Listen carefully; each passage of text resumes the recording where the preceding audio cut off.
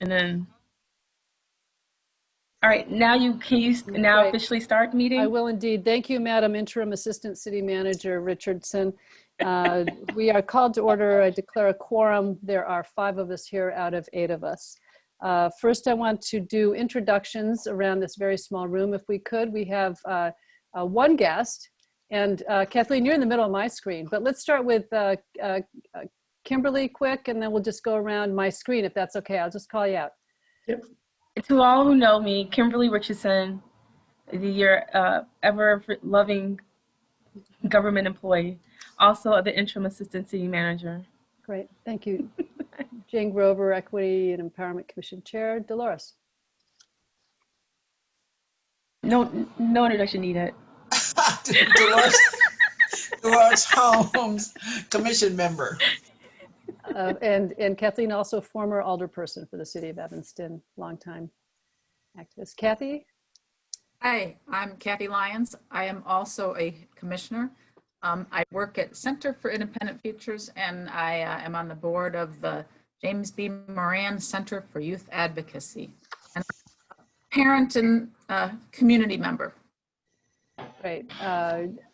Professor Kathleen Yang Clayton? Hi, sorry, I was taking notes so I could remember.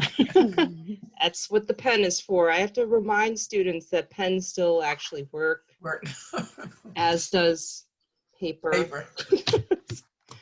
So my name's Kathleen. I am a professor of public administration at the University of Illinois at Chicago. Thank you for having me. Right. Thank you. And Professor Kathleen will be on our agenda for Kimberly's report on external equity internal implementation. Shanika. I'll share more then. Shanika. Hi everyone again, Shanika Hohenkirk, ICMA Management Fellow. Can you guys hear me? A little louder, please. A second. She can't help herself. It's that sweet voice of hers. Hello, can you all hear me now? A little better. Awesome, Shanika Hohenkirk. Not very much. Okay. Hi everybody. Thank you, Shanika. Thank you, Shanika. Good to hear you and see you. Eileen? Hi, I'm Eileen Hogan-Heinemann. I am not a commission member. I am at YWCA's Equity Institute, and I'm a visitor. Thank you, Eileen. Frequent. You're Max. more than a visitor. You are a part of our working group too. Right. We got a vacancy. Max. Oh. Hi everyone, I'm Max Weinberg. I'm a father of 2. You might hear screaming in the background because they're fighting over Roblox. And I'm a school principal in District 65. Thanks, Max. Carla. Carla Thomas. My kids are probably fighting also over roadblocks. Parent in the community, as of today, a student at Northwestern yet again, and just a member of the community. Right. Welcome. And commissioner. And commissioner. So we have next item of business is the approval of our meeting minutes from August 20th. I was not there. Is there a motion to approve the minutes in a second? I would move that the minutes be approved as presented at the last meeting. Great. Is there a second? Kathy's seconding. She's mouthing a second. I wasn't there, so I don't You feel can- like can I just second it? Yes. Sure, Even though sure. I wasn't there. I trust Dolores 100%. All right. So there being no objection, let's just count our minutes as approved from our August 20th meeting so that Shanika or Kimberly can post them on the web page. Thank you very much. Is there any public comment tonight? No public comment. Thank you. Moving on to our discussion. Our discussion is the first item is a winter retreat in 2020 is to figure out a time and a date for us to revisit our bylaws and perhaps even our enabling legislation, that is the city council action that created the Equity Empowerment Commission. Kimberly, are you like wondering what I'm talking about? Okay. So it's time for us. It's been a couple of years. We need to revisit and make sure that we are in step with where the city needs to be, where we think we want the work that we want to be doing for the city. Our bylaws don't necessarily make sense with the direction we want to be heading in. Bylaws are kind of our rules of engagement, everything from terms to number of years to how we elect successive officers and so forth. But it also has a statement about our mission and purpose. That mission and purpose is also found in the ordinance that created the Equity Empowerment Commission and on the website, on the Equity Empowerment Commission's website. Let me even see if I can find it so you can, I will put this in our chat. Kimberly, I'm assuming the chats are a matter of public record too, that it... I don't save chats, I'm sorry. I don't even see where I can chat. I don't even know where you can chat I'm either. here today for some reason. I don't Yeah, see isn't that it. funny? Yeah, I don't know. It's Maybe always here. Yeah, I don't know. I'm sorry. I don't know how Maybe to a different bring it. meeting setup. Let me just read to you briefly from the website. The purpose of the Equity Empowerment Commission is to identify and eradicate inequities in city services, programs, human resource practices, and decision-making processes. The goal is to ensure that all residents receive equal service and treatment regardless of race, color, religion, ancestry, national origin, veteran status, sexual orientation, age, marital status, familial status, disability, gender identity, and gender expression. So that's just on the city's website. And there's also another place where the city has made a statement about equity empowerment, not referring to the commission specifically, but rather the city's human rights ordinance, the welcoming city ordinance, and the race equity resolution are found on another page on the city's website. It just seems as if it's time for us to make sure that we are going in the right direction, and that those things that govern how we do what we do align with where we want to be going. So that's kind of the purpose of the retreat. Maybe we'll have a new member by then too, whom we could welcome and get to know. Thank you, Kimberly, for your emphatic nodding of your head about a ninth member. So Shanika, I think you'll be sending around, if you haven't already, I'm sorry if I've missed it, a Google poll to find a good time. What is your sense, commission members, on when would be a good block of time for a 90-minute retreat for us? It's hard to do these virtual things in longer increments than 90 minutes. So we call it a retreat. It's going to be kind of a off-campus discussion, us all being perpetually off-campus. What would you prefer, a weekday meeting, a week evening meeting, or a weekend Saturday morning kind of meeting? What works best with your lives for this? A weekend morning or the later on weeknights, the better. Okay. I prefer the weekend morning because I don't want to function I'm not functioning that well at night because I've had a long day. So yep. That would be my preference. That. All right, so can be available at night, but it's just, out of your top functioning. Right. So can we aim for Saturday morning in November, early December? And we'll work with Kimberly and Alejandra and Shanika to put together a program, a package for a retreat to get us to some decisions. Mm-hmm. Sound good? Sounds good. Great. I will send out a doodle tomorrow with the date, like times, what morning times for a Saturday, either late November, early December. Great. Thank you, Shanika. There would be probably 2 or 3 weekends in that time frame. 2 or 3 Saturdays we could work with. Checking holidays to make sure we don't conflict with any other holidays. All right. Great. Discussion, staff racial equity implementation update.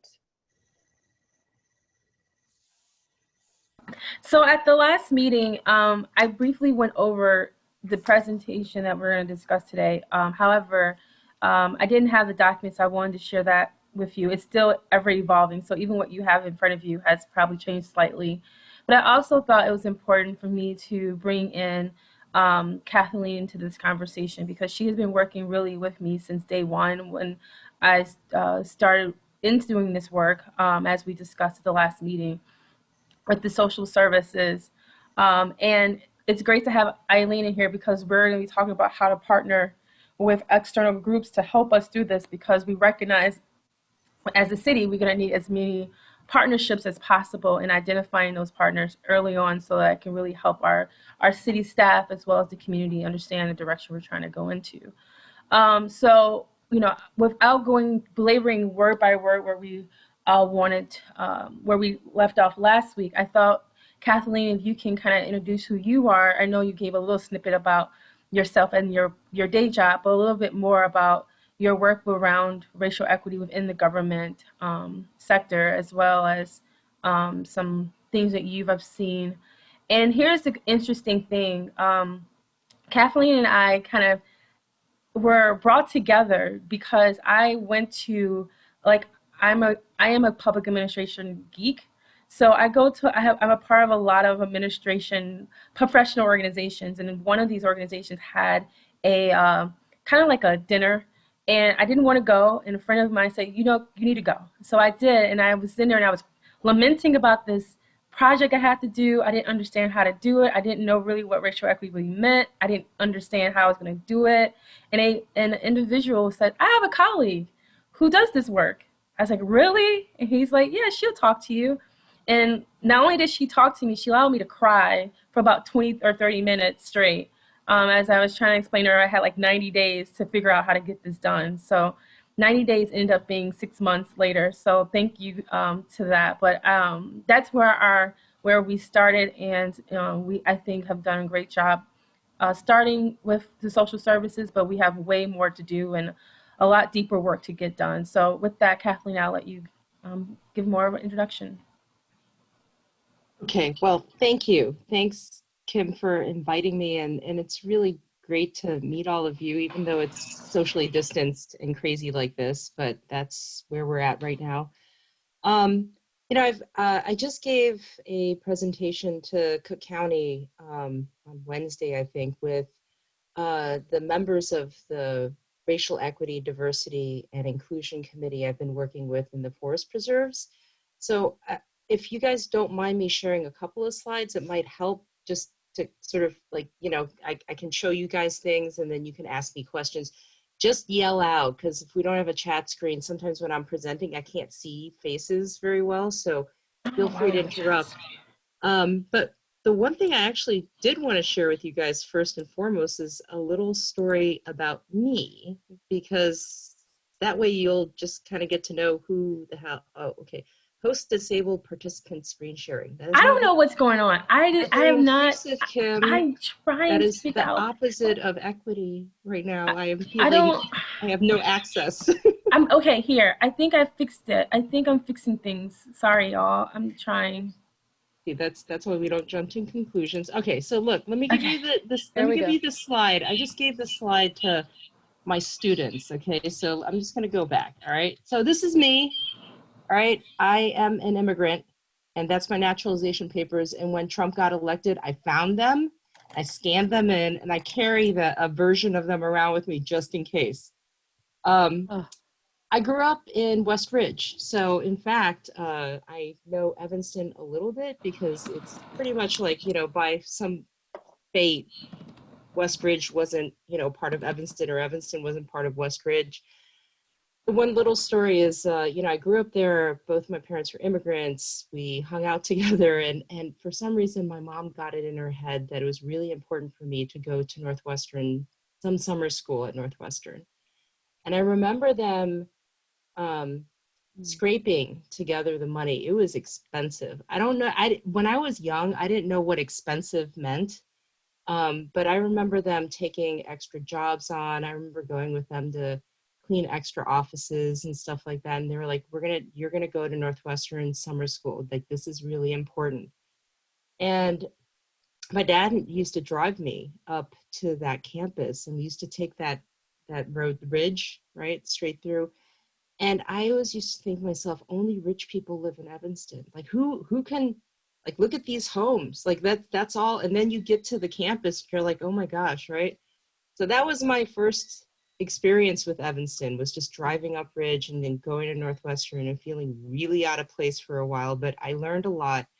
And it's important for you guys to know that, because both my parents, they were just, working stiffs. But I went to CPS, and I actually ended up getting admitted somehow to the University of Chicago as an undergrad. And a lot of what you may see or hear in my voice and in my presence is a lot of that privilege is from education.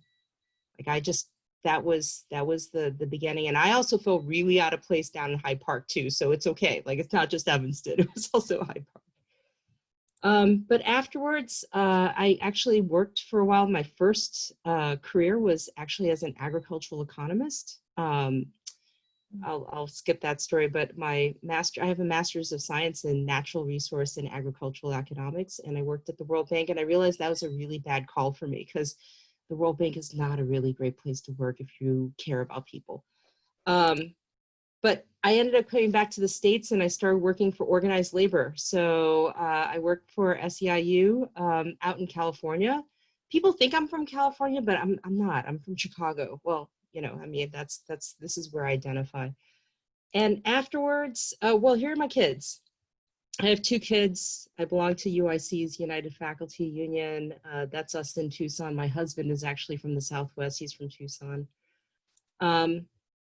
The skipping ahead past graduate school and all that business, for the past 7 years before I joined the faculty here at UIC, I actually worked at a nonprofit called Asian Americans Advancing Justice Chicago. Our mission was to really empower and elevate the voices of Asian Americans in the country, but also to seek partnerships. And, you know, the term intersectionality is now very fashionable, but really to advocate for civil and immigrant rights together in Chicago. So a lot of the work that I did when I was there was legislative advocacy. So I focused mostly on the state level. We launched our first Asian American Legislative Caucus. I don't know if you guys know this, back in 2014, and we had 0 Asian American legislators. So our co-chairs neither of them were Asian American, but we figured if we kept on waiting for one of us to get elected, it would be 2020, we'd still be waiting. So we started working elections, both primaries, state rep, state senate seats, just doing all that work, organizing, registering voters, getting people out. It was an amazing experience for me because I was coming out of graduate school, and instead of going directly into academics, I realized that I had some me work to do in terms of what was motivating me around the topics that I cared about and the work that I wanted to do. So I feel like I got so much more out of that than I could have expected. But then this position opened up at UIC, and I was super burnt out. By the time 2017 rolled around, I was like, I can't do this anymore. I'm getting old. I gotta do something else. But public administration called to me. It's really a very specific area in the social sciences where we focus primarily on, you know, government, but also largely so nonprofits, because I work for a nonprofit, and other public serving organizations. And so I've found a home there. I've loved it for the past 3 years, COVID or not. I love the students. My colleagues are amazing, and I'm just really happy to be there right now. I have been working on the census project for the past, what feels like 10 years, but it's been 10 months. The state of Illinois allocated, I mean, including this fiscal year, close to a little bit over $30 million. And the Illinois Department of Human Services has been administering that work, but they reached out, you know, to us because we had the technical capacity building skills that the state just no longer has. I mean, a lot of you know that a lot of these state agencies have been hollowed out. They're losing staff, they can't retain staff, they don't have technical competency. So we've been partnering with them to work with the over 360 plus organizations that have been funded through this state investment in our communities. And it's been great, but I'm really looking forward to it being over because it's been crazy. Oh, sorry, that's my colleague, Sean. So I just wanted to share that with you guys so you kind of know, where I'm coming from. The other slide deck that I will walk through, can you guys see this one? No? Okay, hang on a second. So I'm gonna share, this is the one that actually has the ready work and stuff like that. And let's see if I can pull that. Okay, so now you can see operationalizing equity. Okay, all right. So I'm going to skip over some of these slides, but basically READY stands for Racial Equity, Diversity, and Inclusion. I got contacted by the deputy superintendent and legislative director, who I had known from other stuff I had worked on back in late 2018. And they had launched this READY committee, and they were working on racial equity issues in the forest preserves. But right before they contacted me, there had been this very visible incident that had happened in Caldwell Woods. I don't know if you guys remember this or not, but basically, shorthand, just some racism went down. It was just crazy. And it involved one of their police officers not intervening, not, just all this stuff. So we had this conversation. They're just like, we thought we were on the right track. We pulled this committee together. We're working on position papers. What's going on? And, we had this conversation, and really a lot of, all of the work that I do is really about the internal environment in organizations. And the shorthand way I describe it is that we have to look at the community within our departments, within our agencies, our schools, our libraries, our social services centers first, before we go spread out and talk about equity or talk about community engagement. If we don't actually look at staff as part of the community that we're trying to serve, then a lot of the stuff doesn't stick. It kind of slides off, or we focus a lot on the institutional structures that reproduce racism and barriers and exclusion, and that happens inside. So we had this conversation, and they're like, hey, why don't you work with us? Let's do this. And so I'm going to give you a little bit of what we shared with the Cook County folks, the Office Under the President folks. So a couple of things, like we wanted to provide this context around why READY even existed under this 5-year strategic plan under President Preckwinkle, and then really talk about 3 READY projects. And there's a video where the actual committee members walk through all this, and so I'm not going to do it as much justice, but I just wanted to give you guys a sense of what specific types of projects we have been working on and what that context looks like. Okay, so let's see. Let me just skip over this. That's not important. These are the co-chairs. I think this is important. These are all volunteer staff within the forest preserves. They're amazing. They are committed. They are, they're just a great group of folks to work with.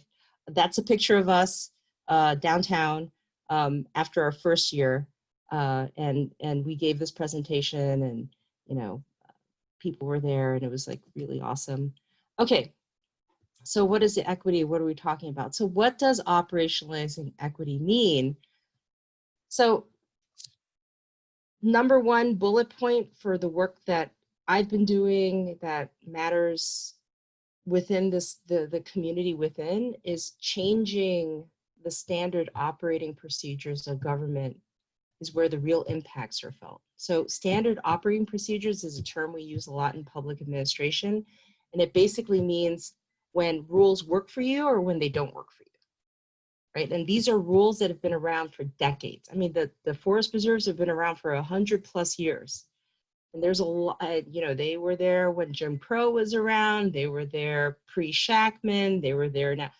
So there's a lot of little rules that basically add up to institutionalized racist practices that prevent people from getting promoted or getting hired on, or having access, or knowing that trainings are going on. All this stuff is going on.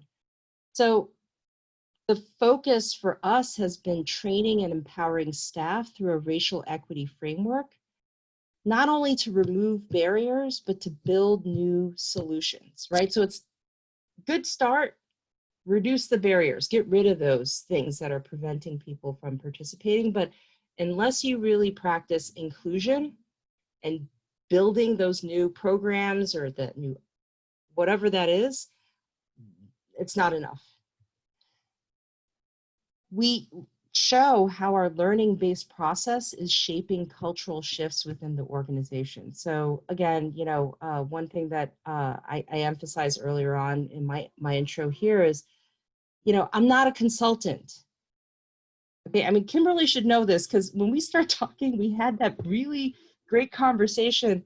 I was like, this is, I don't need, like, I'm not in the market. Okay, I am doing this applied research. I am writing my articles. I'm trying to think about this stuff. You know, this is not, my full-time job is not being a consultant. I do this because I am a public servant as well. And it's really important to me that whatever kind of work that we do builds in real capacity building for the people who are involved. So they learn concrete skills, whether it's around program management, facilitation, training, all of that stuff. Like that's the teaching part that really motivates me. And in the end, aside from all these bullets, if we can't demonstrate how racial equity actually increases effectiveness and efficiency occasionally, then we got to stop doing this work. Okay, we do racial equity so that we can improve the internal environment of agencies, public agencies, so that the people of Evanston, the people of Cook County are served better, right? Like, let's not forget that. Sometimes I get crazy because people get wrapped up all the time talking about race and racial equity. I'm like, that's great, but how is this going to actually help improve the way seniors who are limited English can access services that they need? You tell me that, and then I'm with you all the way. But if we're just over here just navel gazing all the time and all that, I'm like, no, we got to plug it into that impact. So and then, you know, connecting policy ideas, like these ideas that we have, like, how are we going to implement them? How are we going to be impactful so that we can demonstrate that government really is critical right now? We're doing this racial equity work so that we can rise to the challenges that of all the syndemics. Like at this point, like, you know, COVID-19 is almost like, you know, old news at this point. So maybe let me just stay here for a second, right? So in year one, so remember I started with, there was barely, oops, sorry, that's my mom. I'll call her back. So in year one, what we did was we actually started pilot projects, and we had ready committee members that were coming in, and we did a bunch of training, and I'm going to show you those 3 projects. Year 2 is this year, 2020. We kind of had to pivot a bit because COVID-19, George Floyd. One of the things that was really interesting this year that I had never expected to work on ever, as we were pivoting and planning on rolling out these racial equity trainings in the fall, which was really focused on internal change and improvement, the George Floyd's murder happened. And, you know, many of the committee members, as well as leadership, were like, what can we do? We got to do something. And because we were working on this together, you know, we talked about it, and we actually were able to pull together some consultants that I knew who do like implicit bias type work. And, you know, I'm fine with it. Like, I don't have a problem with like dealing with individual level racism. I think that's really important. That's just not what I do.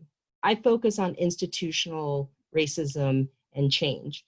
But we spoke with them, and we were able to actually collaborate and run a series of racial identity caucuses. If you want to look it up, I can send you some of the links and stuff, but that we got that off the ground in like about 2 weeks after the murder happened. And it was really transformative for all of us, including myself. And I think that one of the reasons why it was met with such honesty and authenticity was because the people inside the agency already knew that we were working on these other projects. But, you know, these other projects are kind of like more heady, like policy, you know, and they were hurting, like there was trauma. And when we were able to pivot and be able to provide these spaces where, you know, we led these caucuses, I started to realize, like, you know, really there should be some space for both and. And now the committee has decided that one of the things they want to train up in year 3, I didn't put this in here, is that, you know, some of the committee members really want to get trained up. It's really not that hard. The hardest part is learning how to facilitate, but these racial identity caucus, because they want to be able to anchor quarterly ones now. So what we did was we came in and the Forest Preserves had additional funding and they were like, we got to address this right now. Okay. So we brought in some consultants, but I'm working with them now to actually design a train the trainer for committee members who want to learn how to do this facilitation and deepen their understanding around this work. So that was unexpected. That was totally not planned. Year 3, I am hoping my success point is basically training myself out of this project. So year 3, we're actually planning on, we're starting actually right now. We're doing a strategic planning process, first with the leadership team in Ready, and then with the rest of the Ready committee to start to analyze what are the different models of anchoring a sustainable support system for racial equity within an agency. Many of you probably know about a lot of positions where people get hired on as a chief equity officer or director of equity, or they got a whole bunch of names for this stuff. And many of you have probably heard or seen that, you know, they're dropping one person into an organizational climate and culture that is not ready for that can be very dangerous. And so what we've been able to do after 2 years is we've basically, I mean, the way I would describe it is we've built a coalition of the willing within the community inside the agency. People want to do this work. They see how affirming it is and how impactful it is in their day-to-day jobs. And so we're going to start the strategic planning process, and hopefully at the end of sooner than the end of 2021, we'll start implementing. And one idea that we're keeping on the table is let's hire one position. And where should that position be? What should the job description be? What are the qualifications? All that stuff. Other models are that maybe there's several key departments where individuals who already play some role should have part of their work plan actually carved out to do this training and this work, right? Spread out across the agency. So you can imagine there's multiple different ways of rolling this out. So we're entering into year 3. I'm really excited about that. Okay, so let me just skip over all this stuff. So 3 examples, right? And I'll just, let me stay here. So in the first year, these volunteer staff were trained. I trained them. We worked together, and I showed them, we kind of talked about like different a project management structure, how to structure meetings and agendas to be really effective. But really, we did a, basically it's a type of design-driven piloting process. And so as we did that, they landed on these 3 working groups around training and development, community engagement, and human resources, which I was telling them. So as we're going through all this, one of my favorite sayings is, guys, for pilot projects, do not try to pluck the highest coconut off of the tallest coconut tree. Why don't we go after some low-hanging fruit? Stuff that's like right there. Let's see if this works. Let's see what the barriers are. We learn from that, and then we start planning what the next steps are. So I loved, let me just show you some of the work that they did. Okay, so this is the training and development. So in a nutshell, they started doing research in their pilot project, and they realized, hey, how come like not as many African American or Latino staff take advantage of some of these trainings, which are really important for their promotion and growth, right? And so what they did was all these little, I trained them in how to, you know, I helped them develop the questionnaire, but then they went out to all of their sites and actually interviewed almost everyone in landscape management. Long story short, what came up in the end was that it just so happens that all of the trainings were basically happening in the northwest quadrant of Cook County. And so if you had folks who are working way down south in Beaubien or wherever, you know, you have like an hour and a half commute, and all of the rules that govern how many hours you can put in were preventing them from actually accessing the trainings. So believe it or not, one of the fixes that came out of just this pilot project was we should shift some of these trainings down south. Right, let's just do that because people, and let's have a couple in Spanish. Okay, that was like a real quick hit, but the continuing work this year has been really thinking about how do we address these bottom, like so supervisor shadowing, field training, trade skills. These are in the weeds details, but they're really into figuring out how do you increase access, how do you give more to those who need more. And so again, I usually train on this, but you know, in a nutshell, just so I'm being clear about the way I'm using my terms, racial equity is not about equality. It is not about equal access. It is about giving people what they need, given historical inequities, so that they can be successful. And there's implications around that. There are true implications, and they have to do with redistribution. And I'm not saying that this has been pie in the sky. It's really helpful to have, you know, both Arnold and Eileen up at the top being like, no, we're going to do this, and it's going to, right? But when you start talking about moving people's cheese around, you better have a really strong argument around how that's actually improving outcomes for everyone. You can't make that connection if you can't show that you're retaining better staff, that you're promoting people who are like really kicking butt and all this stuff, then, you know, we stop talking, right? Because redistribution in and of itself is not enough. It really isn't.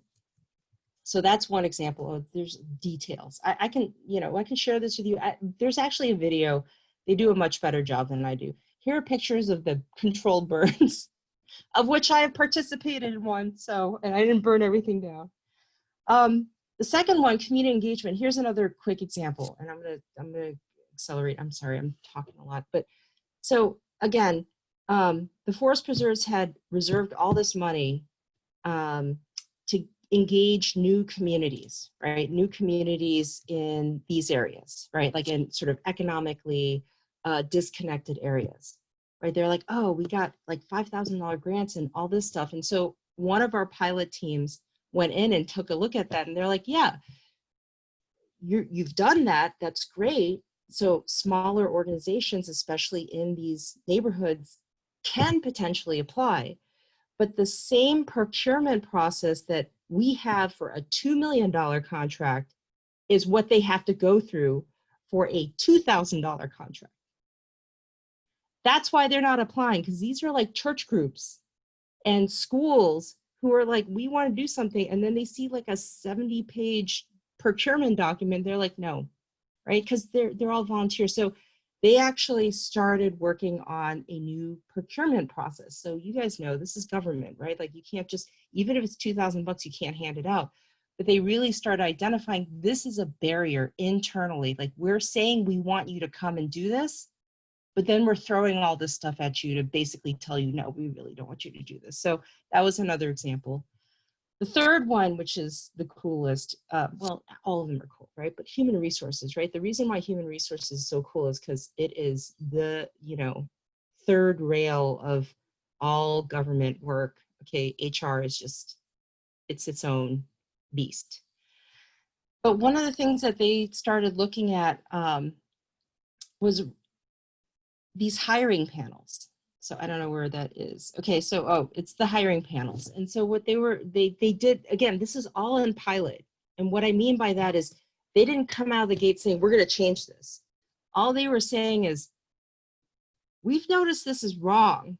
Something's wrong here. We're going to just do some research, right? Because Kathleen's telling us that we have to go do some research. We're going to start asking a bunch of questions and really thinking about what is the challenge here. So they used to have these panels in these departments that were 95% basically white male. And there was nothing in the HR guidelines around who should actually be involved in the hiring panels. And lo and behold, you saw that most of the people who were getting hired on were still white and male, which again, it's not about white and male. It's, are you actually creating a process, right? Because when someone's coming to the hiring panel, they're also looking at you. And if you're trying to attract diverse backgrounds, people who can bring something, you know, to this position, and all they're seeing are 3 people who may not look like them, that's also a signal. And so they started working on how to change the structure of hiring panels, and they actually were successful in doing that post their pilot project. So I'm just gonna pause or stop there. I just want to emphasize that these projects continue on. The HR piece is really just firing on all 8 cylinders right now. But I just want you guys to know that these are the types of projects that really get me excited, because we're dismantling institutionalized racism from the inside out.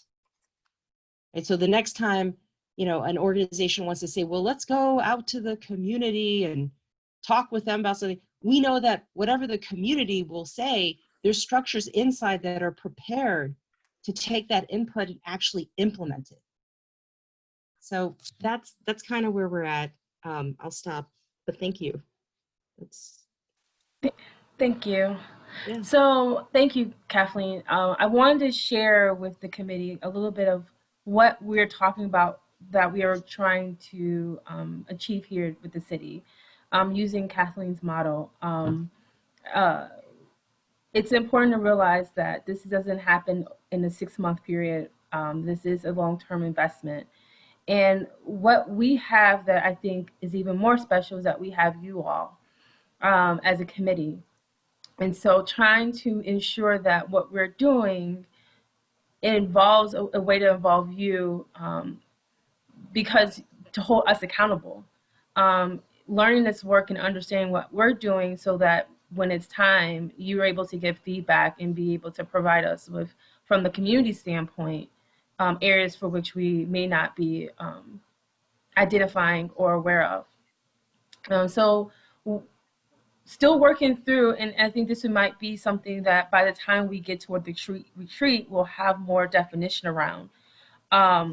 One thing is that we're looking to move this along. It seems like because of everything between schedule and COVID just kind of threw this all out of whack. This was something that we were going to try to begin in the spring, but COVID happened and it just did not allow for that. And so now that we're settled into this, we know what we have in front of us. Hopefully, things continue to stay even pace in regards to the pandemic. We felt it's time. It's past time that we need to restart this work and do it more sustainably. Because the way we did it previously, it was really a lot of work condensed in a few weeks, and that's not really something that I can say is sustainable. I've already started talking with our staff, but one thing, ironically, with all of this is that we have never really sat down with our senior leadership and talked them through what racial equity means. We've never really had that conversation as an organization.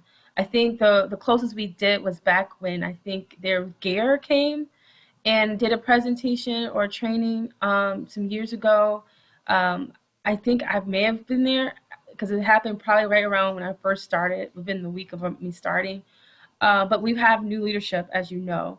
And so it's important that the training that we are asking our staff to do has the buy-in, not just buy-in, but understanding from our department heads, because I can tell you social services, Ike gets it because most of his staff was a part of the social services review. And so they were able to articulate what they saw and the outcomes that they are paying attention to. However, not all departments have had this.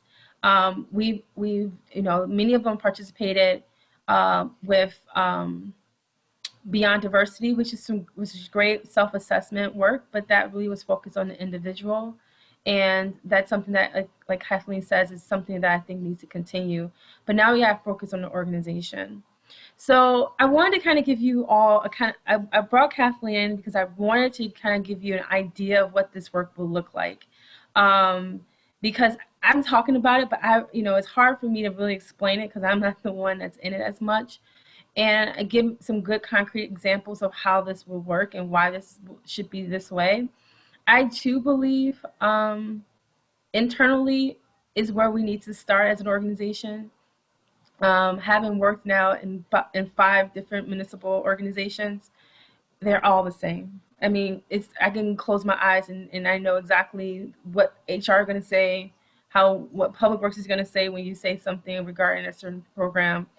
But what I think is special about Evanston is that we acknowledge that and we want to do something about it. So as you all know, Northwestern, I would say, gifted us because that's pretty much what it is. The Good Neighbor Fund, they had identified that they will give $1 million, which typically would go to our Good Neighbor Fund. And that funding will support a lot of our social services and other programs identified by this mayor. This year, they were very implicit about saying they wanted this funding to support racial equity work. So I've been working with the mayor about what does that mean and what does that look like. And I've been stressing to Northwestern, to the mayor, that it just can't all be external. The funding can't all be working on external because we know that if we can't fix ourselves, how can we fix the community? But so we come up with a good compromise. It still have not been, the mayor has not yet said yes to it, but I will share with you what has been my suggestion. And that has been to do a participatory budget process. So allocating a certain amount of dollars from that $1 million that will be community driven, identifying program and funding. It's something that they do in the city of Chicago with their infrastructure funding in certain neighborhoods. They receive $1 million, and they're able to use that $1 million to do some participatory budgeting, but it's very restrictive. It's only for infrastructure work. This would be unrestricted. That's focused on racial equity. So this is something that I've been, pounding, stumping left and right, trying to get the mayor's attention to say, is this something you'll move forward with? Because if we just continue to use funding to just support programs that we're just supporting because that's what we've always done, I feel like we're just doing a Band-Aid. We're not really engaging the community. We're not doing the work that we're saying that's important and why we were funded for it. So we have some internal work to be done, and that's what Kathleen is here to help us with. But I also think we need some external work, in that the external work really should be bringing the community in to say how funding should be spent on things that are related to racial equity, and having them be a part of that process and engaging them in those decision-making processes is something that you hear a lot of community members in the budget process, for some reason, feel like they should be the ones voting on budgets. But this would be an opportunity where they could vote, but it's not on a budget, it's on a programs. So that's something that I'm working through. And then, identifying partners. So, I've mentioned YWCA and the Equity Institute, how we can figure out a way to partner with them in the future. Is it external focus or is it internal focus? And then others in the community that we've been introduced to, Alvin Tillery, Dr. Tillery, and others. And so I'm trying to find resources within the community to help support this work, because as much as Kathleen is great, she can't I can't, she too can't be our savior in this either. We just have I to be wouldn't want to be. I mean, no, you know. but yeah, but I mean, in essence, we appreciate your energy and your efforts, but it has to be really, it needs to be a group effort. I mean, it's the same reason why um, you can't rely on one staff person. I think a comment was made several months ago that, you know, it's on my shoulders. And I was very clear, it's not on my shoulders, because I am not going to allow it to be about me. It's about our staff, our community. So it's the same. And so we're trying to diversify how we bring people in so we can have resources, and it's not just relying on one person or one organization to support that. So I think I've said enough. I'm open to questions, comments, concerns, Yeah. ideas. Yeah, I want to hear Suggestions. Questions for Kimberly, Kathleen. Yeah, Carla. And it could be a question and something for us, a question for Kathleen, or something for us to think as a whole. But I think in some way, understanding the concepts of shifting the system so that what comes through the system is no longer, you know, inequitable, needs to be sort of the structured based understanding. But I also think we need to step back for a second and say, okay, great, this is the path we want to take, but what do we want to attack first? What are the 3 priorities, right? Like, we're starting from scratch. Like, we have so far to go, and we could say that Evanston's better than others and whatever else, but do we want to take this model that Kathleen is suggesting and apply it to like how we look at equitable housing that's available? Do we want to take it and look at hiring in the city? Do we want to take it and look at the older folks and mayors, which again, that's only available to a certain subset of this this community? But like, we almost need to prioritize where we want to do this, because if we try to look at it as a whole overarching, like, hey, we want to apply this everywhere, we'll drown. And to pick up from you, Carla, you raised the question, and Kathleen hinted at it, that it has a lot to do with leadership. And it sounds as if at the Cook County Forest Preserve, you had certainly the administrative leadership, the executive management leadership with Arnold Randall and Eileen working on this. Where were your commissioners, your Cook County commissioners on it? Did it require commissioners' support and endorsement? Did they have to have buy-in, or could this happen because the forest preserves are more autonomous than other parts of Cook County? Mm-hmm, mm-hmm. Okay, so I'm going to backtrack 1 second and just say, yes, Carla, one of the pitfalls of this work is trying to eat the whale all at one time.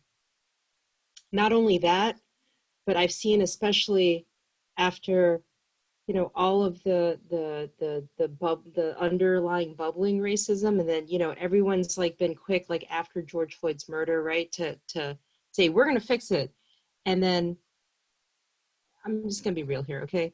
Then they hire a Black, Indigenous, person of color, whatever you want to call it, and they're like, fix it now, right? Like, what's going on? And it's like, it's been 100 years plus of this crap, and you're now expecting us to deliver on stuff like in like 6 months. And I'm like, nope, that's not how it works. That's so I completely, like, Carla, what I'm hearing is that, what is the sequencing, right? Like, how do you build off of wins and make sure that you're building off of them to that goal of systemic change, right? I totally agree with you. And I mean, given that it seems like you guys are going to have some strategic retreat or something like that in December or November or something, I mean, I think that's a great question. Jane, to your question, this was because this is an internal administrative focus, right? Like, we're really talking about, you know, and this is, and it is based upon the strength of the leadership of the forest preserves in embracing that realization that organizational change in this direction is going to strengthen this agency. It's going to help us make a better case next time we go to the people of Cook County to ask for something or to talk with commissioners. Most of the commissioners, I was actually on a call with Commissioner Morrison recently, and it's fascinating, right? So here's the quick example. So he has been very adamant about at board meetings, reading out a land acknowledgement statement.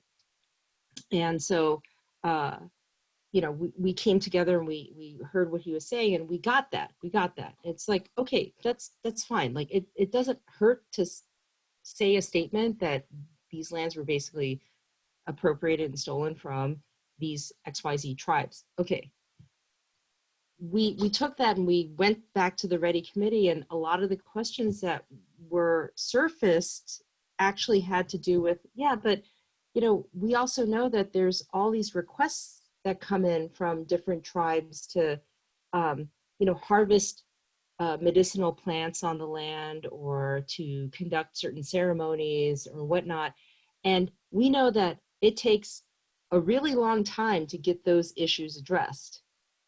What is it internally that is not connecting to prioritize these types of engagements or these partnerships? Like who isn't talking to who and why? Like, how do we become more responsive? So read the statement, that's fine. But the ready response to this is we need to go back to resource management. We got to go back to the main, XYZ departments and make sure that what we're doing is reducing that lag time, because there have been some requests that have been there for a couple of years. That's just real. Okay, so reducing that time so that those members of those tribes feel like they are actually being heard and responded to in a timely manner. Like land acknowledgement, great. Actually supporting their ongoing engagement and conservation or engagement with their lands, important, really important to deliver on that as we're talking about the statement. So having that conversation with Commissioner Morrison was really important because he could see it's not a either or, right? It's a both and, right? Do that, but also make sure we're doing this. So he got that and very excited to continue to support that work and all that stuff. But again, because it's an internal environment, like, what's happening, like, how do we fix this? Like most commissioners don't want to get involved in the weeds, right? There's a lot of just stuff that, right? So again, it's sort of trying to figure out how to keep them engaged, but at the same time, it's like that, there's more, it's like an iceberg, right? Like 10% is up here and then everything else. Thank you. Other questions? Other thoughts here? I had one more, Kathleen, and it was about the community input, because it was mostly an internal process. The Ready Committee was an internal process. You addressed as one of your pilot projects how you do community engagement, but I'm assuming that the overall process did not involve the community because it was internal to the forest preserves. You did not feel the need to do community engagement for this process. Right, exactly. Yeah. I mean, in fact, like I skipped over the slide, but we didn't engage the community, but we used actually CMAP data. So I think, I don't know if you saw like one of those. You're welcome. Yeah, thank you. You guys are awesome. Really important. But what we did measure impact around was how many more grants we were getting from those communities. See what I'm saying? Like, yeah. So we didn't necessarily say, let's go and like have like 100 different meetings or whatever. It's like, we know that we're not, first of all, the procurement process turns off like 80% of people who even open up the website. So we got to fix that. And then, there's also, where are we delivering the cards and in what languages and all this stuff. And what we'll track internally as a performance measurement indicator, PMI, that's what they use in the forest preserves, is how many more organizations that have not applied in the past that meet these requirements have applied. I mean, in the end, it's like, yeah. I mean, that community, like eventually like doing more of that community, absolutely. But, knowing that we have built that structure internally so that if we go out and raise more awareness, and let's just say 300 more organizations that we know that they're not going to get gummed up in a procurement process that they're never going to be able to get through. And I also want to be clear. I think you did do some community work, internal community. It just wasn't the external community. So like with the questionnaires that you had, I mean, that's, people don't understand, those still is a community. It's just a matter of the fact that they're employees and not residents. Absolutely. And so, I mean, there was engagement. It's just not the typical external residential engagement. Right, right. No, and it was really important that it was ready committee members who were trained and engaged to having those conversations one-on-one with, you know, landscape maintenance guys. I mean, they're mostly guys, I'm just gonna be honest, right? Like most of them just, they don't get asked questions, and it took, actually one of the things that we started realizing is that it was really important to have them because those guys would not talk to me. Right, they were asking, they're like, is this anonymous? Can I just say what it like it is, or what are you guys going to do with this data? And they were like, and because of the strength of those relationships and that commitment, right, they got people, just tell them what it is, right, so that we could get to that data. The social services committee was also, you know, like we started from the inside, right, like we started with the internal conversations first, right? And then we built those circles to the extra, you know, because I mean, I'm probably telling you guys what you know. Government services these days, because of the hollowed out state, a lot of that is subgranted out to nonprofits. For better and for worse, right? I mean, like there's a lot of debate back and forth, but you know, what we call external partners really is like a really close circle to like the services that people need.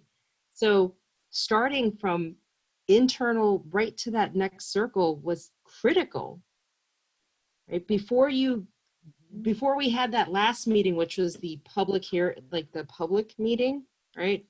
And then the other one we did was with those who are clients of these services, right? So those were the 4 groups, but usually you only have, like, if you're public here, like the public weighing in, you might have some researcher who talks to some clients every once in a while, but this process is really about, you start from inside, right? And really, and then the internal environment, and then you move right to, because we know it's government, nonprofit, like that relationship, and then you move to clients and then to the public. I mean, it all is important, but it's important the order that we started. Kathy, you had a question? Yeah, I'm just curious, Kimberly. So I know that you talked about having different people that you engaged, but I think the point that you and Kathleen, I think you also made, but it can't be one person that's going to come in and change an organization. It's just not, it's not possible. And so I know that a while back you had talked about having a team. And so one of the things that I think, I mean, I think we're a team of sorts, but we don't work every day with you in the city.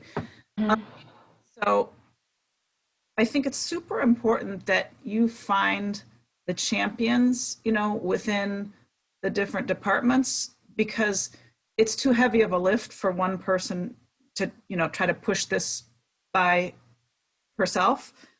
So I'm curious if you feel like you have that kind of core group of folks who are going to do the lifting and the reaching out and have the relationships within their department.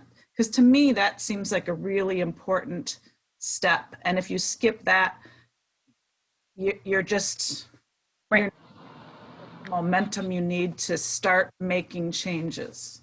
Does that make?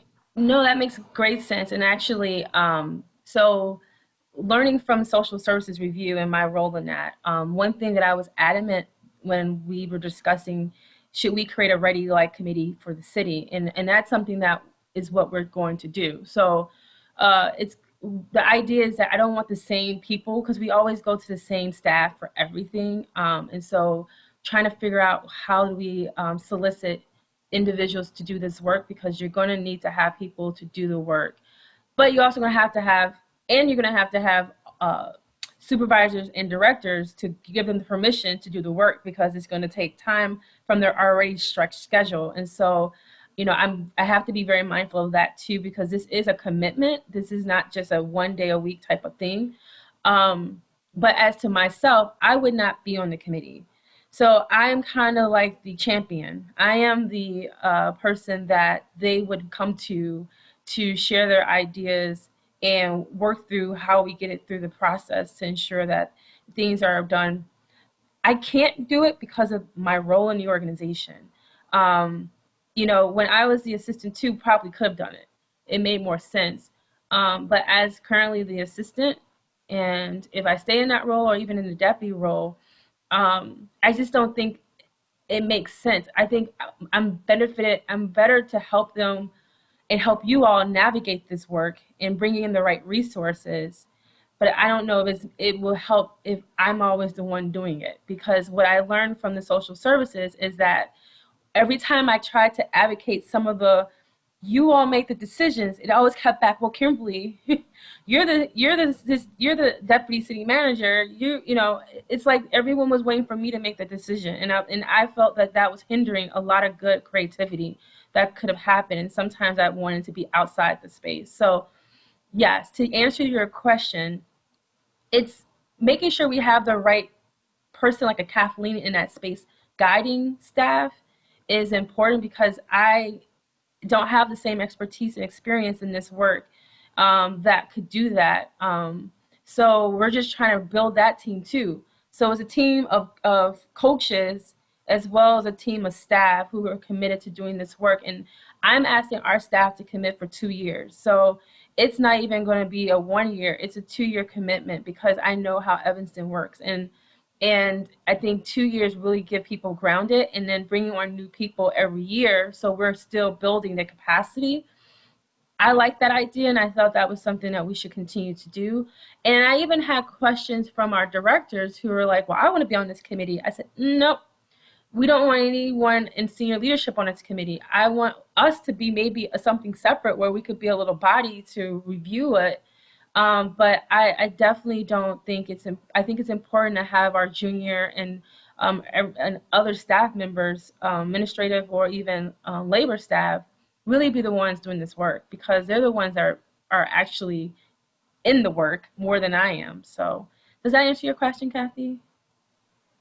It does. I cannot emphasize enough the idea, nothing gets done in a year. Like nothing gets done in a year. I think 2-3 year cycles, just setting the expectation that it takes a while to move things forward, especially when you're all working remotely and you can't even see each other and face to face. I mean, things are different now, and it's a different time frame. But I do think you got to set the expectation that it's not going to be a 6 month and then we're done. So I think that's really smart. Well, and I also need you all, because I'm going to be honest, I do feel the political pressure. I feel the pressure of, well, we've been talking about racial equity for 5 years, and there's nothing to show for it, even though I think social services, in my opinion, is a great example, because look what happened in COVID. Think about how, I mean, Alderman Holmes, you know, it was all segmented, I mean, for quite some time. And to have those departments under one umbrella has been very helpful in the response of COVID-19. And that wouldn't have happened if not doing this work to say, we need to go back to the structure that we had 20 years ago that worked and was dismantled, and now is back to a structure that I hope is benefiting the community. So, you know, I do think this work takes time, but I also recognize that we do have people who are wanting expediency. They want to see the work. They want to see the transparency of the work to ensure that we're just not talking about it, but they're seeing changes too. So that's the part I think is going to be the hardest, is trying to give cover for staff to do the work without feeling the pressure of having to have results immediately. And I think that's the low hanging fruit, where you can maybe get some small victories, and then you can point to the small victories. I mean, not to say that we're great and everything, but we have had several peaceful protests in our city that, you know, I think a lot of cities can't say that right now. So hell, you know, we have not come, you know, where we're beating on each other, and that's, in this time and day, I think that's something that says, I'm not saying that, you know, we take any credit for that, but I think, you know, you got to call out small victories, and that's not even a small victory when you see them. So, and Kimberly, I'm going to say thank you, right? Because, you know, your leadership in the last however many months, we have had wins, but we have to be able to publicize those. Talk about it. That's a good point. Eileen, you have, oh, I'm sorry. going to defer to Carla first, and then I'll talk. I see Alderman. And I know Alderman Holmes is going to be wanted leaving to- very soon, so I just want to she's gotta acknowledge skip that. out. Yeah, go ahead, please. I just wanted to say that the success of the social services project, I'll call it a project, has been the leadership. You have to also understand that that staff has been doing equity work for many years under the previous director. So, and Ike is a, you know, I mean, they've been trained to do some of that. So they were a good group in which to work with in terms of pulling this all back together. So you got to have people who, you have to have leadership. And I when you said some of the directors wanted to be involved, and I'm thinking, well, we got to find a way to do that, because if they don't buy in, then you can forget it. So I don't know how, but some way or another, and I'm just thinking about particular department heads that have been there forever that need to understand how some of this works in order to make their department work better. And that's just an observation from from years of observing the city.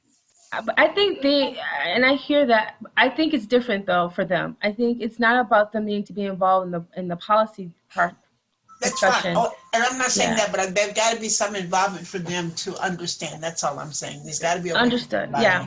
And that's No, what and I know we've been trying to get to a point of they need to be trained before this committee is in place. Mhm. And it's not just like I said earlier, awareness training. It's really around how does racial equity work within the organization structure. So that has to happen before this committee is in place. Kathleen had some comments, and then Carla, back to you.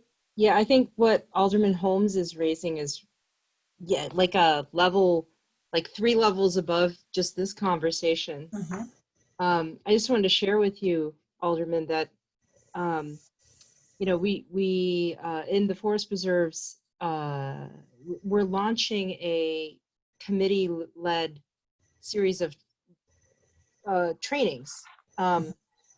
They're actually debating right now that they should make these required trainings for around the racial equity work. Mhm. And Tracy and Amanda, the 2 co-chairs, actually previewed the workshop to all of the senior staff, the directors. And, you know, their first response was, oh, we want this to be voluntary. We wanted, you know, we would appreciate your support. And consensus was, no, we want you to do this across the agency. Like, we want this to happen. And I think the reason why, Alderman, is because the directors have seen this work going on, and what they don't feel is some individual level targeting, right? It's not like, I don't like this person, I don't like that person's not doing their job, this person's been a pain in my ass, like that, right? These are the institutional policies that have oppressed us all, that marginalize us all, and that we all don't like. And we're going to fix these, and it's based on thoughtfulness and research and talking with people. It's not about an individual just grinding an axe. They're not going to make it in the Ready Committee. They're not going to, right? Like that I at least in the case of the Forest Preserves, we have not had individuals who are like, I have an axe to grind, I'm just going to come in and try to.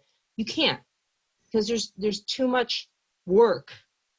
Like, you got to actually work that out. Like, so you might not like a director, but you better than do all of the work and then you might find out that it's actually not your director. It's not your supervisor, right? It's actually a policy. Mm-hmm. Okay, so I mean, it's been really interesting, but I get what you're saying, and it's been interesting because we haven't gotten that yet. I'm not saying that we won't get that or Mm-hmm. won't encounter that, but it goes beyond an individual with an axe to grind, which is Absolutely. Oh yeah, and I didn't even mean it that way, because I was thinking in terms of when Kim talked about going back to things that used to be the social service division. Now it used to be the health and human services, and when it was there as one unit, some of this work began, and so that I think that's why they had a.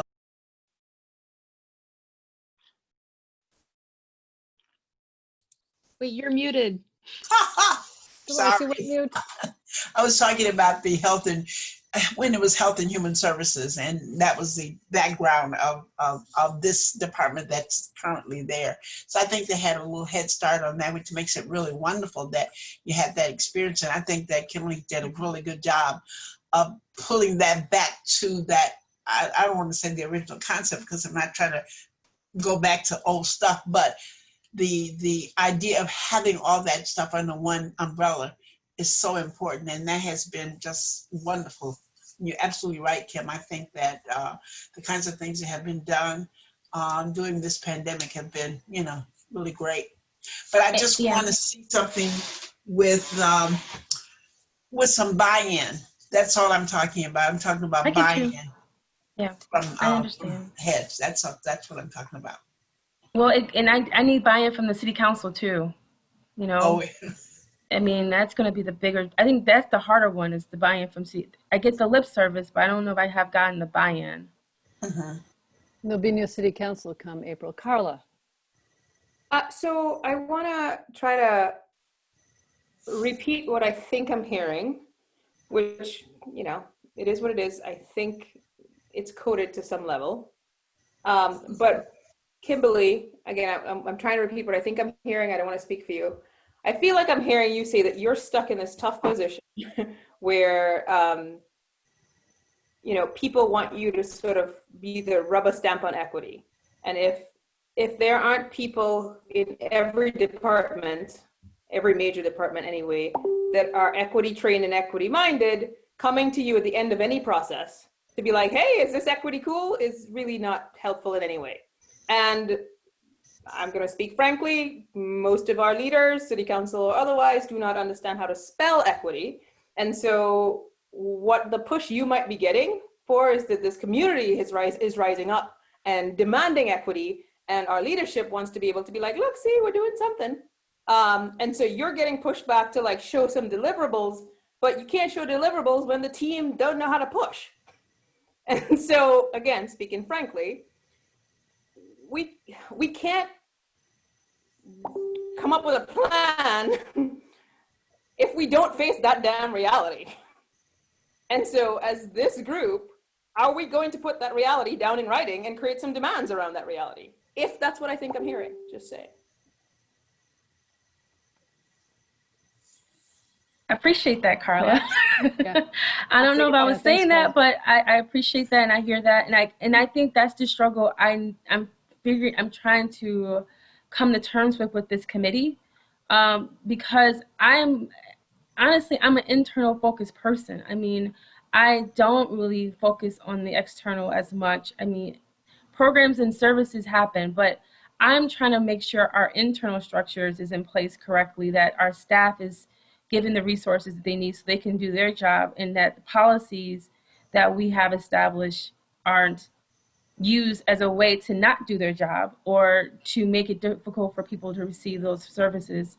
However, with that being understood, that the community has expectation too, because there's been this promise of racial equity in communities that are more service deliveries and resource focused, that it's both and, I guess. So we have to do both. And so my comment is really something to dwell on for you all. Is like, what is your role in all this? What do you want your role to be?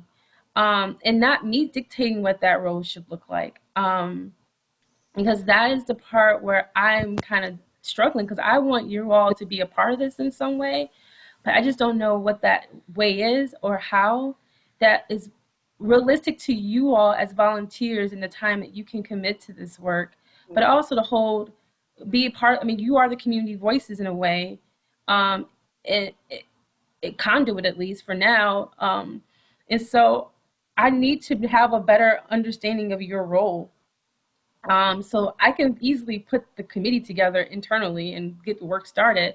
But I also realize you all are an important part of this work, and you know, you hold us accountable in some way.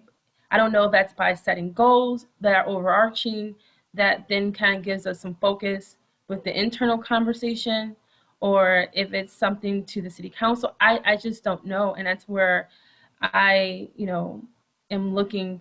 Hopefully this conversation, and why I brought Kathleen in, is so you all can have a better understanding of what we're trying to do internally, but then trying to figure out what makes sense externally for you all in the role as equity empowerment commissioners. That is, I just don't want to make the mistake that happened a year ago, that you all did a lot of work and did not see most of that come to fruition. And so I just don't want to repeat that same mistake. And I don't, and I want to be able to say that this is a collaboration. This is not just a staff-driven process. Max, and I'm sorry my video keeps popping out. I'm having apparently computer issues and it defaults to no webcam. So. Thanks. Yeah.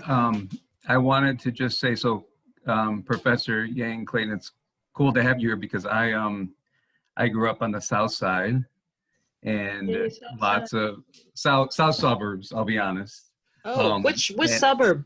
Well, so I grew up in Homewood, and I went yes. I went to the Juneteenth celebration at Sandridge this year, and I was so excited because growing up, that was a place we always went to, and it was very sort of textbook, get out in nature.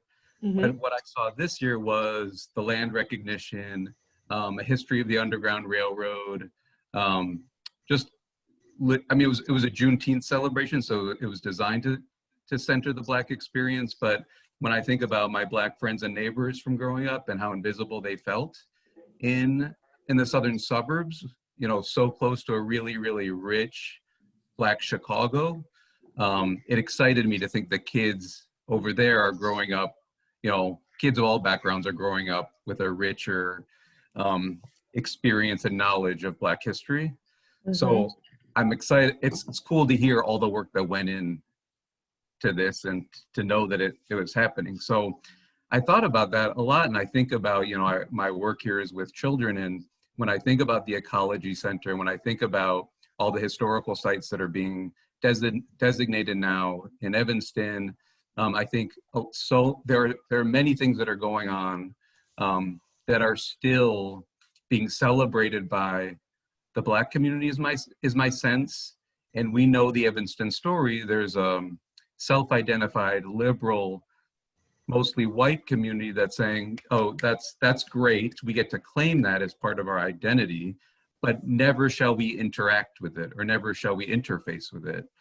And it's a jarring experience. And some of that is that my day experience is working in a part of the city that's majority white, but in my heart being the students that are across two really big obstacles, McCormick and Gulf, from the Fifth Ward. And I know that we need to think of the long-term change that can happen, but because my work is always about kids and children, I never feel comfortable with that long-term.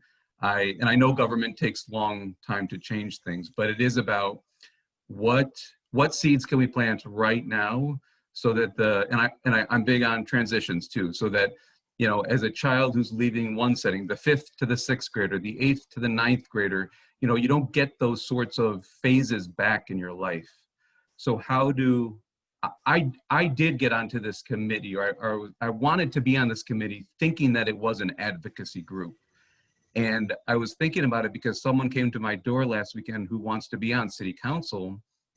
And I asked her right away about, like, what does defunding mean to her? What does a truly richly resourced Fifth Ward mean to her? And then I dropped. I was like, I'm on the Equity and Empowerment. I was kind of proud. I was like, I'm on this commission, and I didn't say that there's still some nuance or it's not totally defined yet. But I want to be an advocate in that way and push for this work. So I guess all of this to say, like, it would feel cool and good to set goals and to say, like, a year out from now, what is doable and realistic, and knowing that that's our go-to place, and the journey may take us in different paths, but we can say a year from now we will have heavily influenced, or there are certain things that we can talk to candidates about who are going to be on the city council, or we can invite all of those those members from ETHS, or we can have a part in the conversation around defund, to maybe not that we all have to agree on it, but that so that we're also interfacing with those groups who are demanding change. I don't know. I'm brainstorming right now, but I feel like what's the thing that we can all agree on as a group that we would feel proud to have done in a year?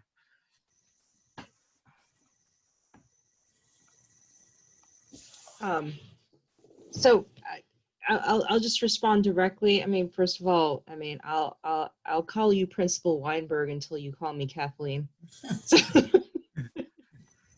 But so I have a 13-year-old and 10-year-old right now in CPS, and one of the things that really inspires me, because there's not a lot right now that's inspiring me, is the civics curriculum that CPS has instituted for middle school. And I know a lot of folks who work in that program, and I am so grateful that my daughter is learning about, I mean, in 5th grade, right? And my son's in 8th grade.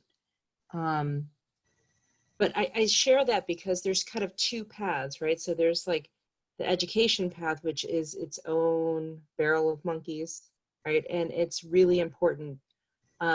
Just to let you know, in the participatory budgeting project, which is based at UIC actually, and I know the staff there really well, they've been working with, it varies, like between 9 to 11 wards to do that infrastructure PB project stuff, but they've actually been in about 10 CPS schools. And Taya, who's the head of the project, like she and I have coffee and other things every once in a while. She was like, they just told me they want to expand this to another 50 schools. What am I going to do? I'm like, well, you better start working. But because it's another form of civic engagement that really empowers students, that gives them a sense of what that means to come together and to have a deliberation, to talk about what priorities are. Just what you just asked right now, Max, is like the same thing that like we're trying to teach our children. So I think that the PB project, the participatory budgeting piece, can have a lot of different legs that can support the internal work that's going to take longer. I mean, I'm just going to be real with you guys. Like, we're adults and we're old, so stuff takes longer to stick. But the PB stuff is that hands-on training, like that education, that piece that people can come together and really, and young people especially, like I really do think that this is about modeling what we have yet to really model for our children around how you come together and have different ideas and land on something that is going to make everybody's lives better, right? Like we forget that. It's not supposed to make your one block's life better because you have 5 more trees. It's everybody's life is better. So I do think that we should think about that PB approach as an external piece that's really critical in building that growth and building that base. Sorry. Other thoughts here? I kind of want to, yeah. Sorry, I thought you were asking for other thoughts. If you're going to share something, go yeah, ahead. please. No, I guess I kind of want to get back to Max's question. I don't see any way around narrowing the scope. Yes, we want equity, but would we like to start on that in the zone of housing? Do we want to focus on employment in the city or how people get to certain positions? Like, we need to kind of narrow the scope. And then from there, we can figure out, I think there's an important counter initiative. I don't know what happened last year. This is my third or fourth meeting. But if this idea that a lot of input was given to the city last year, nothing happened unless we set the receiving team inside the city, which goes back to, are there people trained in the very least for immediate focus in the departments we decide we want to focus on? We can do whatever we want here, but when we punt it to the city, it's going to fall flat. So I do believe we need to get to Max's question of, what do we want to focus on? What are our goals? And that could be a specific goal, or like, we could start with a question of, we want to focus in these 3 areas or these 2 areas or whatever, or this one area, who knows? And then how do we line up to make sure there's a receiving team in the city, that those people are trained, so that as we work on initiatives and plans and goals and ideas, that we're punting to a team who can spell what we're talking about. I mean, I really want us to get to that answer, or that, and that may be next week, but like, we need to get to some point where we answer that question. And I think, Carla, to add to that, we also have to be cognizant of our other boards and commissions that might be centered around some of this work, but don't have that training either. How are we going to get them trained up too? Because they're going to be the bodies for which this is going to pass through to go into city council. I mean, so what we're talking here is why we need a retreat and probably an Eileen to help facilitate that retreat. Wink, wink. Because I think we need to get through, and my job here is to say, okay, here are all the roadblocks that you all are going to have to experience navigating what this work's going to look like internally. So how do we navigate to ensure those roadblocks are removed so that we can get the work done? So like, I feel like that should be my role, right? My role is not to tell you what to do. You all are there to given this responsibility. My job is to say, here are some of the roadblocks that I think are going to be there, and how do we navigate or partner with others so that we can ensure that we can be successful in this work. And so I feel like that really is what a retreat should be about, is goal setting and identifying partnerships that may need to be trained in this work around equity as well, and then identifying how to do the training or who can do the trainings, so that I'm working internally and you all are working with some of our external partners as well. Does that make sense, Carla?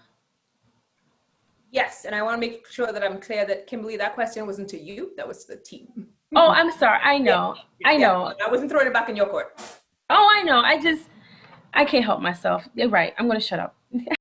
I just wanted to make sure like I was making that your responsibility. That's, as a team, we need to decide. Eileen?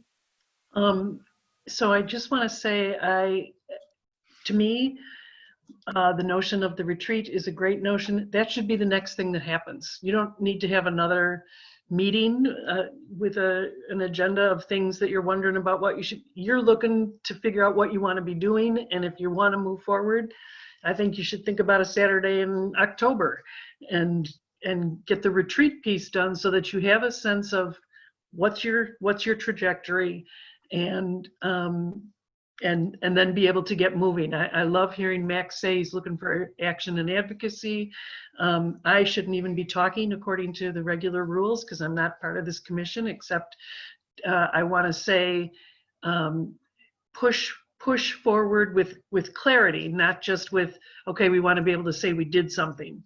And I'm going to heartily disagree, Kimberly, and you and I can hash this out at another time, about the makeup of the equity commission, the internal equity committee, or ready committee, or whatever it gets called when that happens. It should be a mix of people who are department heads and part-time workers and full-time workers. And as a committee, they need to learn how to share leadership. And that's a really important piece of an equity team, is to figure out how to share leadership in moving the equity work forward so that it's owned by a lot of people. And the loudest voices aren't necessarily the people who always are used to being the ones that are heard.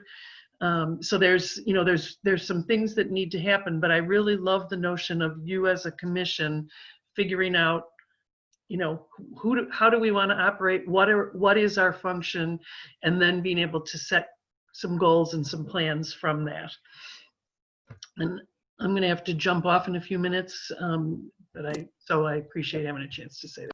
We all do. Kathleen. Yeah, I was just going to say, I mean, first of all, YWCA, your sister organization in Chicago, is kicking butt and not taking any prisoners around the census. I'm just telling you, it's been great. Like, you guys have an amazing organization. And, the work that the YWCA in Evanston does around racial equity really is a huge asset for you guys. So I'm just saying, like, it's really important to think about that as part of the planning process. The strategic, I was just going to say, I heard you guys say 90 minutes. I don't think I've ever been involved in a strategic planning process that was 90 minutes long. Like, I'm just going to be real. I'm not saying it has to be 3 days, but I would just say, absolutely, Carla, to your point, like, a strategic planning process should have a clear like a purpose, outcomes process, right? Like, that you should have that. Maybe it's Kimberly's role to make sure that the committee is fully, everyone, all the slots are filled and people are rowing in the same direction around, like, what the strategic planning day. I'm just gonna be real, okay? Like, you can't get to this stuff in 90 minutes. I mean, I would say at least 3 hours, right? And given the COVIDs and we're all on video and stuff like that, we can't, like, walk out and just, like, take a moment or just bio break or whatever, but 3 hours to maybe, like, I'd say, 3 to 5 hours. Like, you take a break in the middle of the day, have a lunch and do whatever, but really come back to, like, nail down things. I've been through a lot of them, and I don't see how you're going to do it in 90 minutes. So I'm just putting that out there, as you might need a little bit longer to do the relationship building and visioning and, looking at that mission and all that stuff. It takes longer than 90 minutes. Maybe we break it up into more than one session. Just 90, right now, my brain is fried, even after being on this call for, almost 2 hours. So it requires pacing ourselves, and maybe there are 2 Saturdays where we can break this up for. Thank you, Kathleen. Kathleen, would you share with us the Ready Committee's report?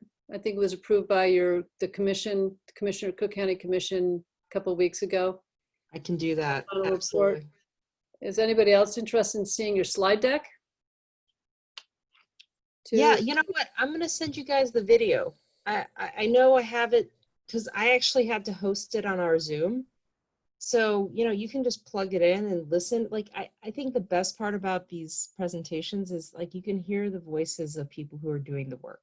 Mm-hmm.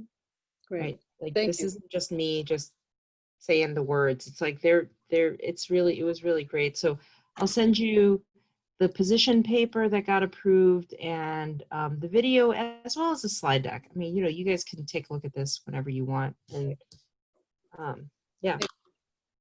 Kathy, unmute, please.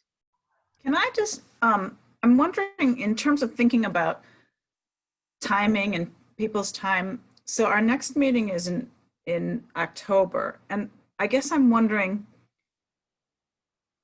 is it possible that we would say for the next meeting, for example, kind of breaking it into some bite-sized chunks, that we all look at, like, the bylaws and what we have, and then, make that a working meeting where we might come to sit, maybe an assignment would be something like, come with, you know, what you thought you were going to be doing on this commission, right? Because in thinking about the last couple of years, we started from scratch, right? We're the first, the folks that started this commission, there had never been a commission, and we had a different leadership at the time with Pat. And so I'm wondering if we just kind of take one step back, take a look at what the bylaws say, see if that's what people kind of signed up for. And if not, then, you know, we have some work to do. But I'm, and maybe I'm just behind, so I apologize if I'm not where everybody else is. But, you know, I'm not sure if when Max signed up and when Carla signed up, that you thought you were doing what I thought I was doing 3 years ago on this commission. And so taking kind of that step back, and Jane, you and I have seen a lot of change. Eileen can attest to, you know, we've taken some different twists and turns, which is fine, but maybe just starting from what did you think you signed up for? And are the bylaws what we all agree we want to be doing? Because I don't want to wordsmith bylaws forever, because God knows that, you know, will take us, that, you know, we could do years of wordsmithing the bylaws, but maybe more just what was our vision? Why did we sign up? And trying to create some kind of loose agenda or goal from that. Or if we start with our goals, vision, purpose, the rest will flow from that. The rest will flow. Just thinking about the idea of using the meeting times that we have already. Not that we couldn't also add, but I hate to keep adding more time to people's schedule if we already have some time set up. And maybe, again, maybe I'm not aware of what we had on the agenda for October and November meetings, but we've got these times carved out anyway. And I'm wondering if that might be a way to get us started. Okay. So maybe our October meeting turns into phase 1 of a retreat. We could do that. We need clarification from the law department about whether we can meet and retreat. No, there's no such thing as a behind closed door retreat. Private retreat, right. So it would all be in the public as much as we are in the public. Yeah. Right.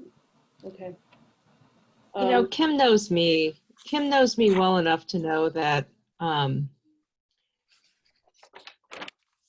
I think, Kathy, what you just said, I mean, everything that I'm just tracking right now about, you know, Jane, to your point about looking at what's written on the website and, you know, sort of the original purpose and,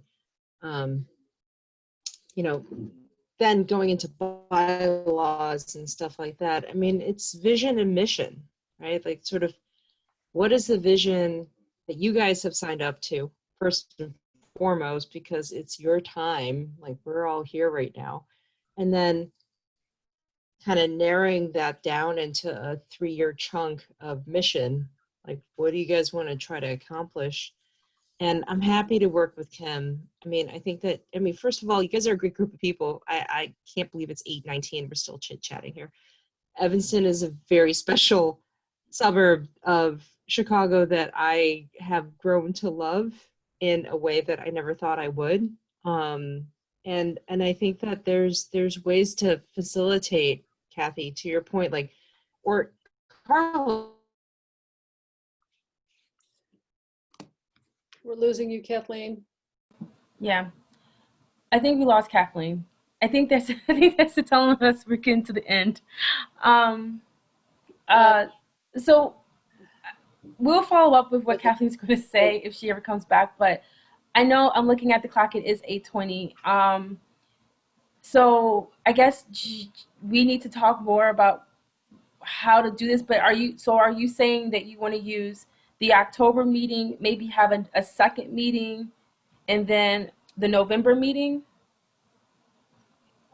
We did, last time we did a retreat, we did part of it, I think, at a regular meeting, and then we did another part of it on a Saturday meeting, as I recall. And the two of them together kind of amounted to a retreat. It's been a couple of years, though, obviously, probably 2.5 years now since we did the retreat. And I would say to you, Jane, I know we keep talking about the bylaws, and I think The most important document, though, is the ordinance, because that is the governing document that the city council adopted that probably needs to be revised and resubmitted, because reviewing that, honestly, it sounds like the United Nations. It I doesn't don't make know if it really fits what you all are doing now versus what the intentions were maybe 3 years ago. Maybe that's the easier to start with, is look at the ordinance and then talk about your vision and mission as part of that conversation, versus trying to tackle the bylaws, which is more like procedural than anything.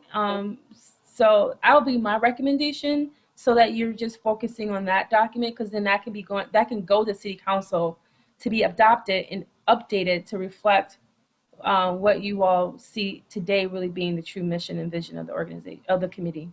Agreed. Agreed. Why don't you and I and Alejandra put together an outline for our retreat, with Shanika doing backup for us on finding good dates for it. Let's move through the rest of the agenda. There's not much left there. Communications, reports. I think we've kind of done that. Anything else anybody else wants to add in? And I'll recap where we are, what we're hoping for retreat, and what our other things on a next meeting might include. All right. So No, I hope I will share, just so you know, I'm going to share this video with the others who weren't able to participate tonight, so they can have a sense of the discussion. So that's a good thing about Zoom. I can share it, so that way they can have an opportunity to review the conversation as well. And I have a really quick question. Would you need any backup for you on your efforts to get some of the Northwestern money to your internal equity implementation? Is that would you need Equity and Empowerment Commission support on that, or a call from one of us to the mayor? Hey, mayor, peel off some of the funds for this? No. Okay. I got it under hand. I mean, right, I know how, I'm really good at convincing people for some reason to help me. No, actually, I think where you all are going to be needed most is going to be a broader conversation on where we're going with equity. I think it needs to be a collaborative effort with you and myself, speaking from the internal, and then you all as the commission. All right. And we'll talk then maybe offline about the whole budget season that's now underway and what the implications are then for equity investments that the city's making. Where does it come out in the budget? That would, it's, for me, it's a lot of it's about the money. Well, and I want to be clear. There's no one in our organization who's done equity work. So to ask them to look at a budget from an equity standpoint is not fair, and it's not realistic. And this is why we need to do the internal work, because people have done a lot of good awareness training, but they have not really grasped the understanding around racial equity or equity from the standpoint of policy decision making. And I just want to be really clear and fair to them. We're asking them to do something that we have not trained them nor made them have any awareness of. But, I think we are. I look at it and I know it from my lens, but not everyone has that training. Yep. All right, so we'll figure out what our October meeting would be. Thank you, Kimberly. And thank you for bringing Kathleen to us tonight. It's really good to hear her perspective, and she weaves it all together. And want to mention to everybody that Kathleen is part of a panel discussion that my agency is doing on that Cook County Forest Preserve race equity report on October 1st, I think it is. It includes Tracy Bishop, who was on her committee, someone from CMAP to kind of set the stage about expectations regionally for providing equitable parks and open space. So how the Cook County Forest Preserve would invest in purchasing property and things like that. I can send you a link to it. It'll be really interesting. And Kathleen will be one of our panelists. And then, let's see, skipping through. Can I lob one thing out there? Yeah, please. Is thinking about goals. I'm just thinking about the last thing Kimberly said and what Carla is talking about with not being able to spell equity. I just wonder, and this is really truly riffing, the idea of like what adult education would look like for the people you're talking about. Like if our goal is to create the syllabus, the training guide, the year's worth of curriculum for all of whoever those people are.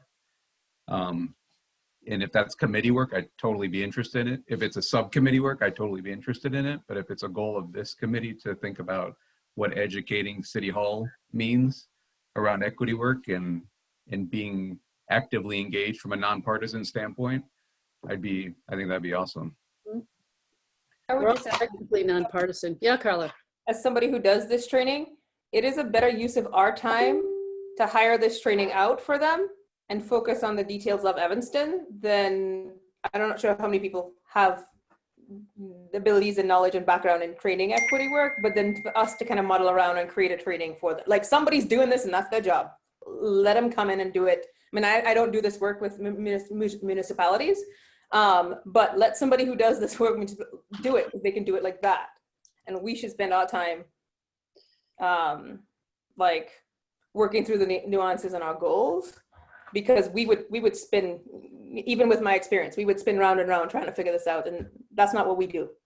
Well, maybe the opportunity, Carla and Max, is for us to be included in some of that training. We are an accessory to city government. Maybe it helps for your colleagues, Kimberly, to see some of us with them in the training, emphasizing that this is something we're watching, we're paying attention to, that's important to us.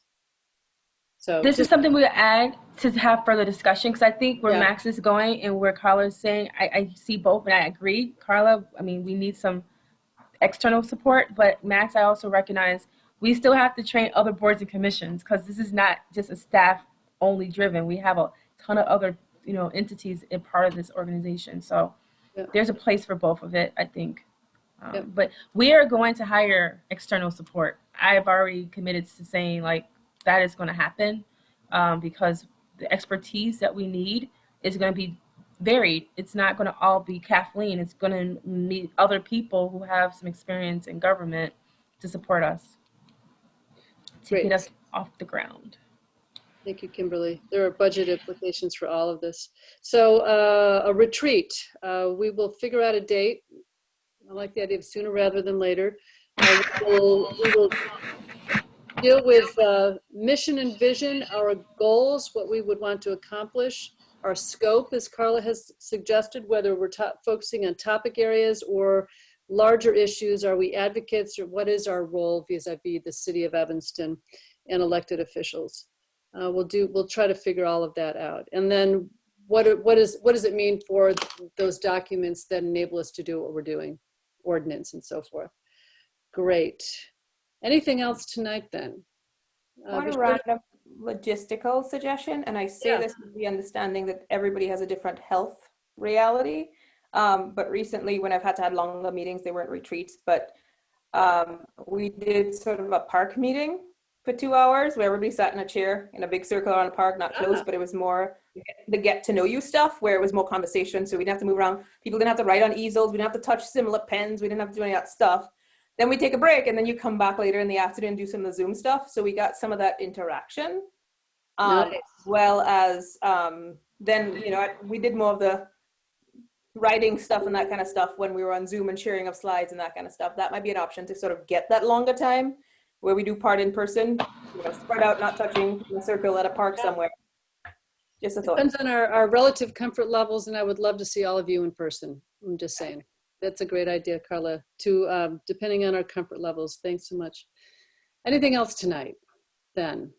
This was really good. I have to say, this was a really good meeting. Thank you, Jane, and everyone for being a part of it. I'd like for us to think about as just a small project, knowing that there are municipal elections coming in April, is could the commission develop a list of questions that we require candidates to answer? It's just a way of putting it out there and making it part of the conversation and requiring them to get on the record with some things.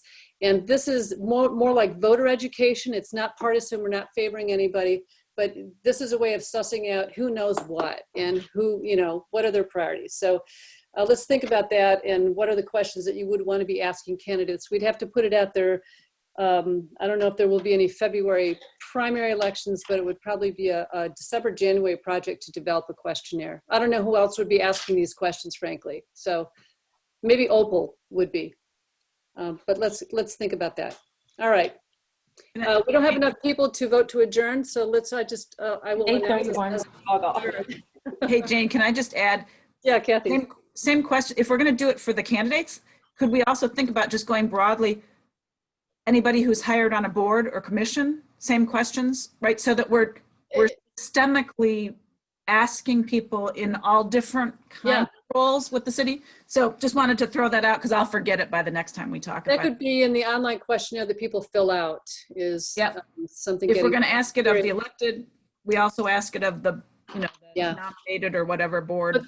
And the thing here about asking the electeds is every single council member right now who's up for re-election would be also answering this questionnaire. All right. So, all right. Good night, all.